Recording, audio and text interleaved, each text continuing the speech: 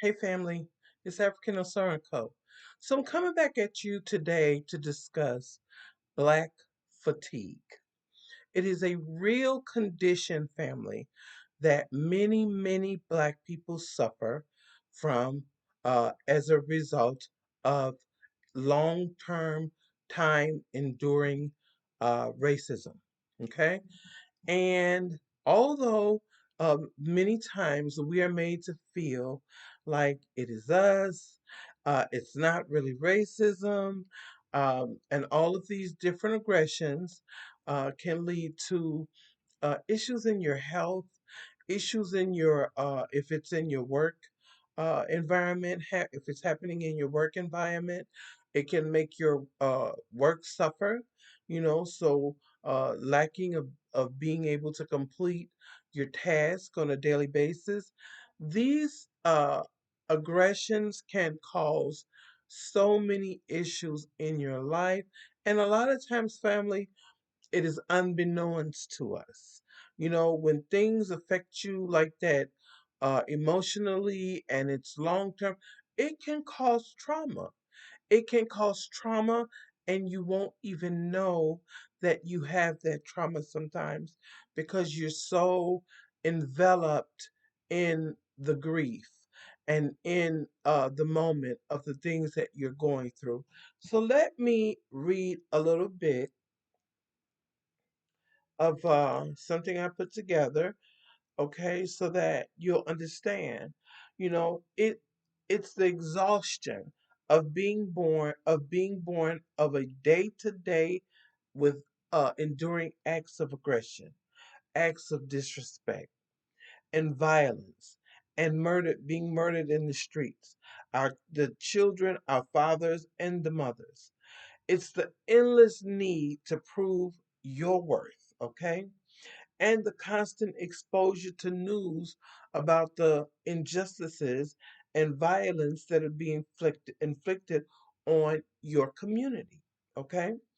It's the redlining, okay, family? We all know and have seen that occur in our communities. It's the over police communities, in which now they're even going to be more police because of Trump's executive order to make bring martial law into the black community. So now it's going to be really brutal in our communities. And notice, family, that the Black Caucus is not saying one word. The Black Caucus ain't saying nothing. And it's a damn shame that the Democrats are not saying anything, because think about it. Over 92% of black women voted for the Democrats, and over 80% of black men. So it was a very minute number of black people that voted for Trump.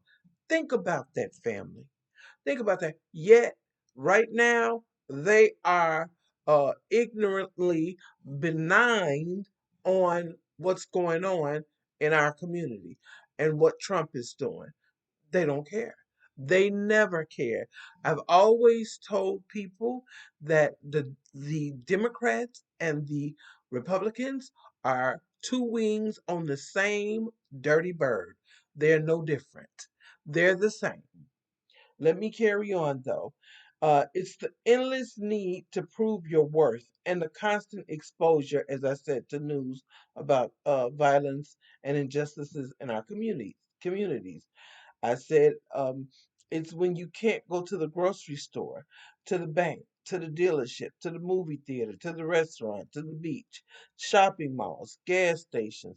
There's medical racism, which often leads to a person uh, being unalived. You might as well say it because when it is uh, you know, they don't care and there's a sick person, a sick black person. I too, family, have suffered that. You know what I'm saying? I have experienced at the hand, and I made a complaint at the hospital uh, from a doctor, an Asian doctor, and then that was from a white Caucasian nurse who was very nasty, and I was so sick. Uh, but my daughters got her told real quick. It's a shame that uh, when I look at these billionaire black people, and I'm not pocket watching nobody, but if you are a black person who came from a black community. And maybe when you grew up, uh, maybe you were poor, less fortunate, or whatever, and now you've made it. There's no way that we should not be building hospitals. See, I understand that this country and this government is either going to get rid of you if you try it, or they're gonna you know uh find out something that they can bring you up on charges about, okay, because this is what they do. But you know Malcolm X said it best: by any means necessary. And the Honorable Elijah Muhammad has been very wisely giving us coins and bits of information of how we should handle it and how we should turn inward to ourselves and cut everything off, cut every other tie off, including those of us that look like us but don't act like us, that they're out there doing other things. We got to cut ties. We have to cut ties. They said it best. Harriet Tubman said she saved many, but she could have saved many more had they did not they believed that they were on a plantation. They didn't believe it. They thought they were in heaven, some of them. They thought they had it better than other blacks, some of them. We some of us still have that sick mentality today. As long as we get up there, it's fine. We don't care about nothing else. Family, until we become unselfish and we really come together, it's never going to stop. It's never going to stop. I pray that we can bring it together because, I'm seeing more and more incidences where our children, and it's been happening, family, where our children are being targets and preyed upon by white supremacists. Why do we have our children in these schools with these people? I would sooner homeschool my kid, okay? I really would. I just saw a situation where a black family had their son in um it was some kind of Christian or Catholic school or whatever, and he was called the N word. I think he was about 9 or 10, but he was called the N word. So when he went home and told his parents, and they went up to the school, and the school called the police on them, and then he was expelled. I want to say like 2 days later, he was expelled. See, we have to understand, and this behavior didn't start with Trump, and it's not going to end with Trump. This behavior was long before Trump, okay? Before even his first presidency, okay? This is what these white folks have been accustomed to doing. Hell, it was Joe Biden who said he was going to not defund the police. In fact, he was going to fund them. Okay? It was Joe Biden who said that.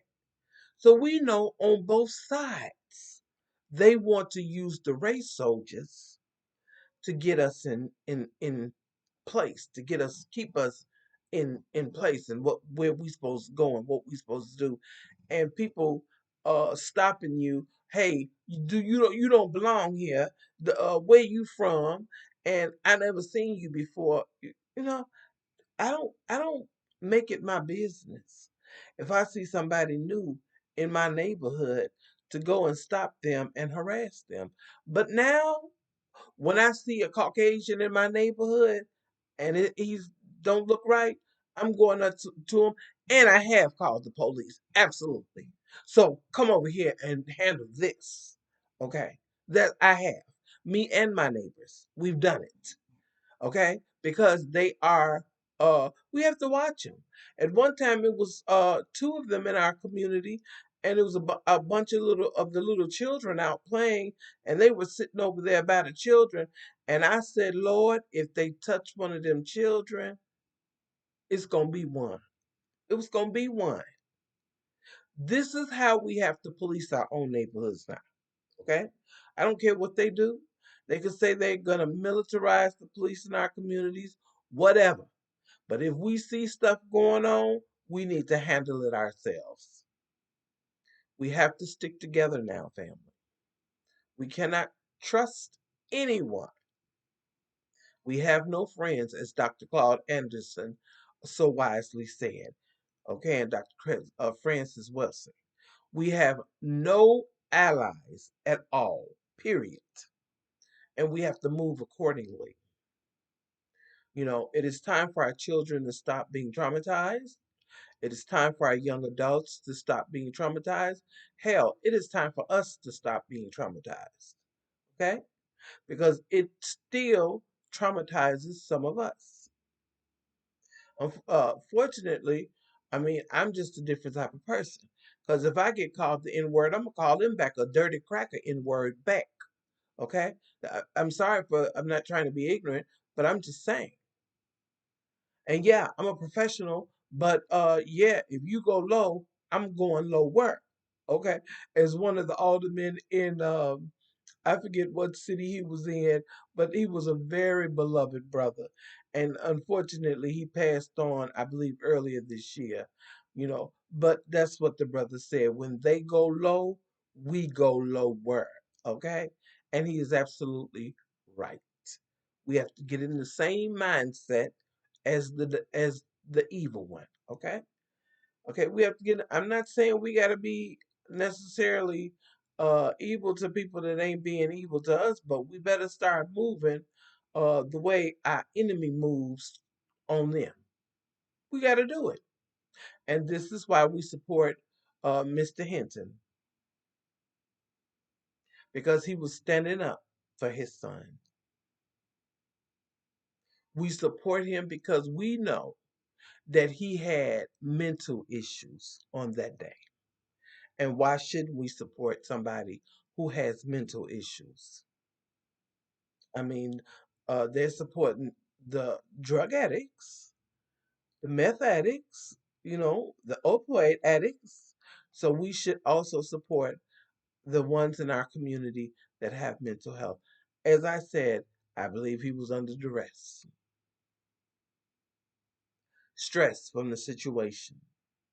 Stress can kill. Stress can do so many things to you, to the body, to the mind. But I thank you so much, family, for joining me today. I look forward to you. Please like, share, and comment. I look forward to any comments that you do leave, and I like to respond and chop it up with you guys. So you guys have a blessed one. Thank you so much for joining me, and take care. All right. Bye bye.